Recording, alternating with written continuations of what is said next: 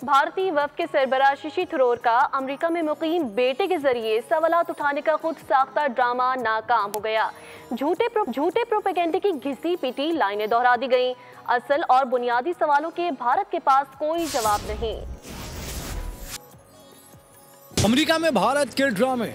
भारतीय वफ़द के सरबराह शशि थरूर ने अमेरिका में मुकीम बेटे को खुद साख्ता सवालों पर लगा दिया। शशि थरूर के बेटे ने पहलगाम हमले में पाकिस्तान के मुलव्विस होने पर शवाहिद का सवाल किया तो तयशुदा जवाब ये था, हमसे किसी ने भी शवाहिद के मुतालिक कुछ नहीं कहा। हाँ, मीडिया ने ऐसा जरूर कहा। वज़ीर-ए-आज़म पाकिस्तान शहबाज शरीफ ने 26 अप्रैल 2025 को वाज़ेह तौर पर कहा था कि पाकिस्तान किसी भी ऐसी मुश्तरका, शफ़ाफ़ और गैर जानिबदार तहकीकात का हिस्सा बनने के लिए तैयार है जो इस मामले को सामने लाए।